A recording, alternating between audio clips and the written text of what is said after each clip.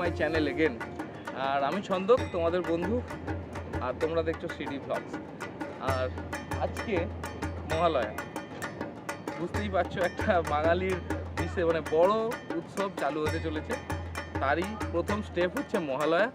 আর আজকের দিনটা আশা করি বাঙালিরা মহিষাসুর মর্দিনী বীরেন্দ্রকৃষ্ণ ভদ্রের গলায় শুনেই স্টার্ট করেছে, আমার তাই ধারণা, অন্তত আমি তো তাই করেছি। তো আমার মনে হচ্ছে বেশ সাজো সাজো রব একটা পুজো যেহেতু চলেছে, বাঙালির সব থেকে বৃহৎ উৎসব দুর্গোৎসব 2022।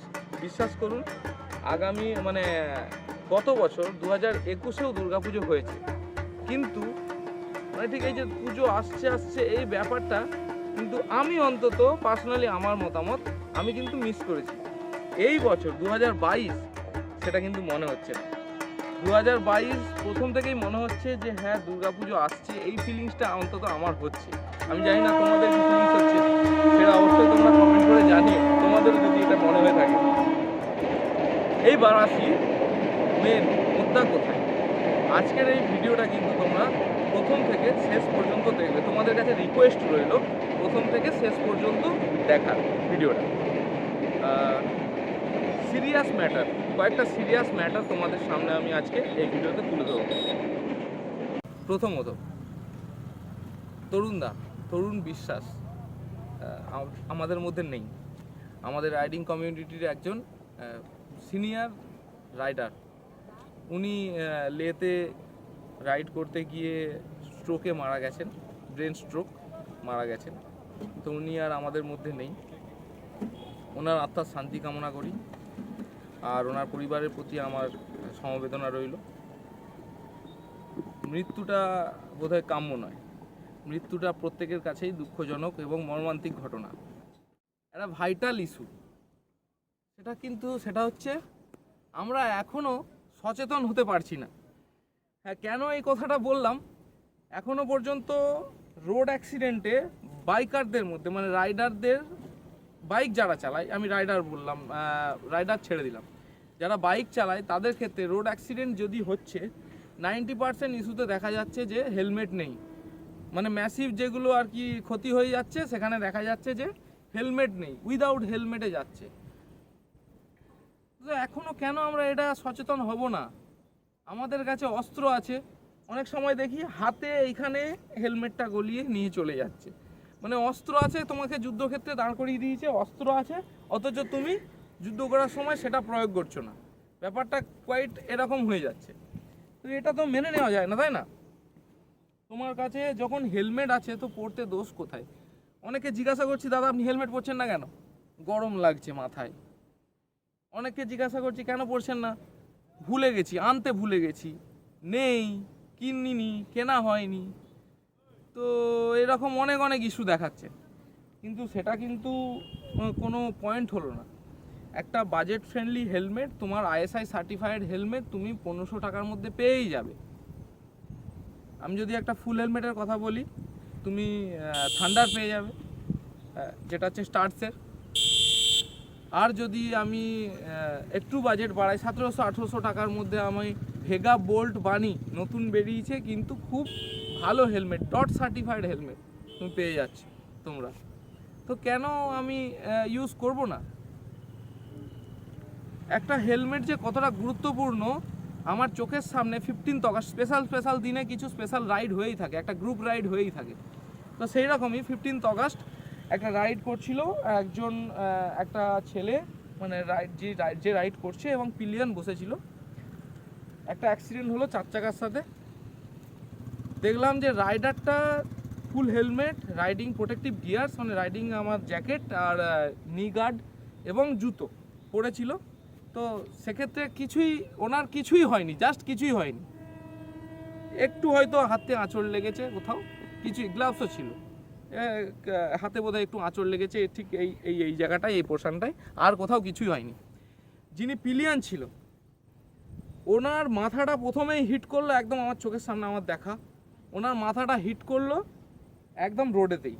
কিন্তু হেলমেট থাকার দরুন মাথায় একটুও চোট লাগেনি, শুধু ঘাড়ে বোধহয় একটু লেগেছে, হাতে একটু মানে ওই ছড়ে যায় না সেরকম টাইপেরই আর কি। তো আর কিছু। আচ্ছা এখানে দেখো তোমরা দৃশ্যটা বুঝতে পারছো, পথের পাঁচালী টাইপ লাগছে কি না, যে একটা ট্রেন যাচ্ছে, সেই অপু দুর্গা ফিলিংসটা দেখবে তোমরা এখানে পাবে। এটা আপাতত এটা এনজয় করো, তারপরে আবার বলছি।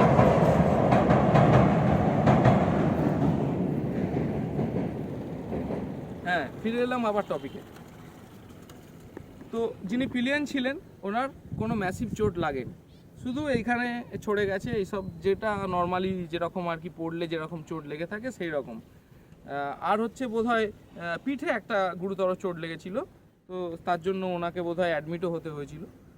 আশা করি উনি ভালো আছেন, আশা করি ভালো আছেন।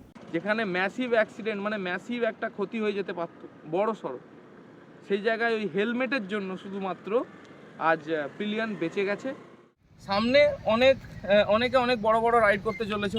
এই দুর্গা পুজোর সময় অনেকে ঠাকুর দেখতে বেরোবে, অনেকেই আমরা খবর পাই যে এই দিনে অমুক দিনে সপ্তমীর দিনে অষ্টমীর দিনে অ্যাক্সিডেন্ট হয়েছে এই জায়গায়। আমি আশা করব যে এরকম যেন ঘটনা আর না ঘটে। অ্যাক্সিডেন্ট এবং অ্যাক্সিডেন্টে যে ক্ষতি সেটা আমরা কোনোদিনই চাইনি। যার হয় সেই বোঝে এবং তার ফ্যামিলি বোঝে।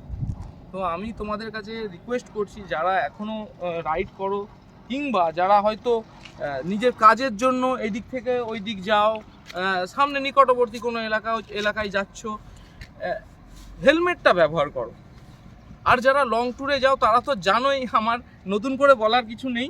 তাও আমি বলছি, যারা ইউজ করো না, please safety gear, protective gear হিসাবে তোমরা হেলমেট ফার্স্ট, হেলমেট সেকেন্ড, যদি রাইডিং জ্যাকেট কিনতে পারো তো খুবই ভালো, রাইডিং জ্যাকেট এবং রাইডিং প্যান্ট। যদি না কিনতে পারো তাহলে অ্যাটলিস্ট একটা এলবো গার্ড এবং নি গার্ড অবশ্যই তোমরা বাজেট ফ্রেন্ডলি, মানে বাজেটের মধ্যেই পেয়ে যাবে, সেটা তোমরা কেনো। অনলাইন অফলাইন দুটোতেই অ্যাভেলেবেল আছে, এগুলো ব্যবহার করো। আর একটা বুট, যদি তোমরা বাজেট ফ্রেন্ডলি বুটের ভিডিওটা আমার এখনও পর্যন্ত না দেখে থাকো, রাইডিং বুট, তো তোমাদের জন্য আই বাটনে আর একবার আমি ভিডিওটা দিয়ে দিলাম, তোমরা দেখে নিও আই বাটনে ক্লিক করে। তো এই বাজেট ফ্রেন্ডলি একটা বুট তোমরা কিনতেই পারো, যেটার দাম 500 কি 600-এর মধ্যেই তোমাদের পড়বে।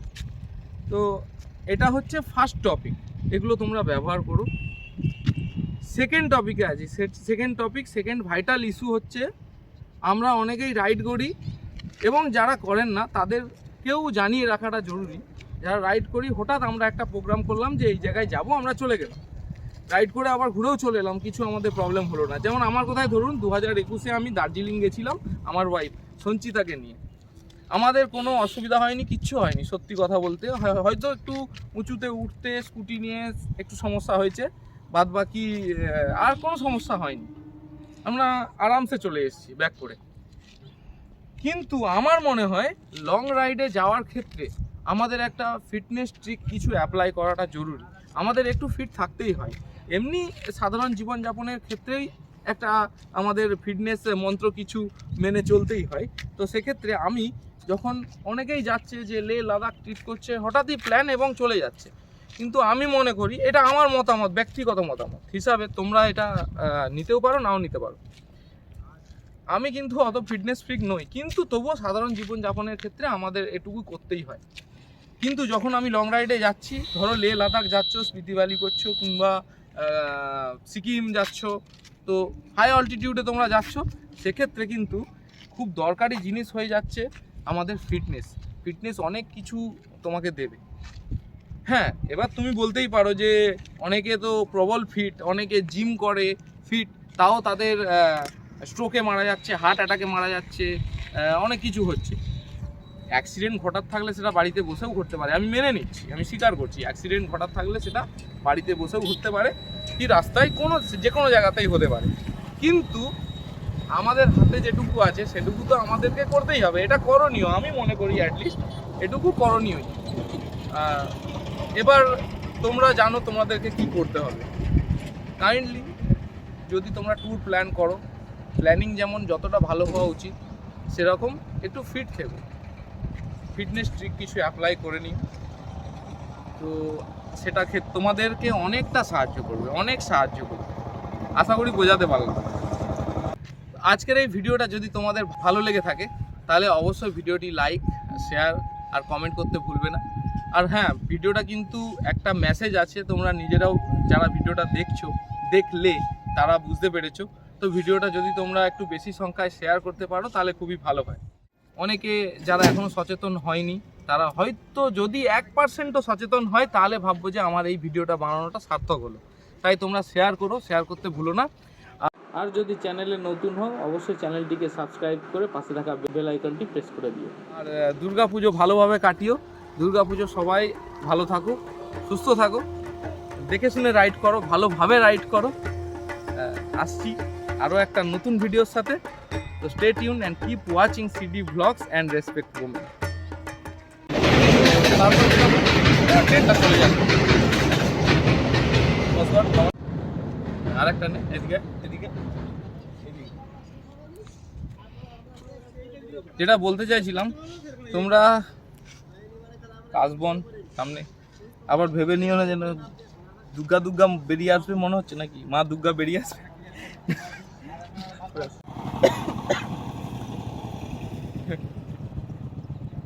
ঠিক আছে।